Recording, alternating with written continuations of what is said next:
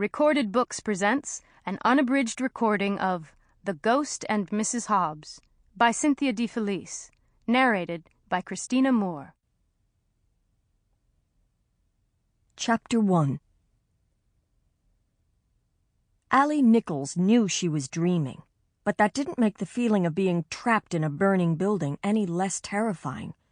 Flames surrounded her, scorching her skin, licking at her clothing and hair, sucking the oxygen from the room and from her lungs until she couldn't breathe. Frantic, blinded by smoke and coughing, she crawled across an endless floor toward a door. When she got there, the doorknob was too hot to touch. Someone was on the other side of that door, someone who would die unless she got through. But she couldn't. She couldn't. No matter how hard she tried, she couldn't reach the door, and it was going to be too late.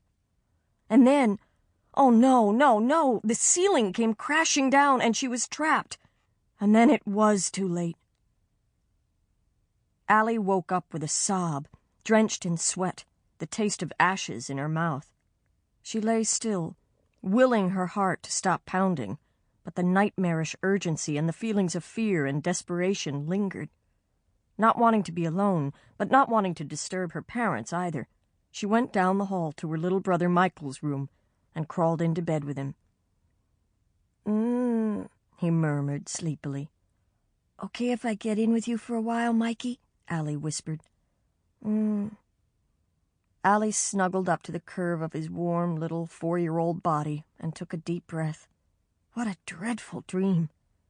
At first it had seemed to be happening to her, but then, in the strange logic of nightmares, she had felt as if she were watching, and it was someone else who was struggling toward that door. Who? And who was on the other side, waiting to be rescued? She couldn't imagine, and at last grew tired of trying. Concentrating instead on the soft, even rhythm of Michael's breathing, she finally fell back to sleep. The vividness and power of the dream were still with her, though, when she woke up to find Michael staring at her curiously. "How come you're here?" he asked. "Don't you remember when I came in?" Michael shook his head. "Did you have a bad dream?" he asked. Allie nodded.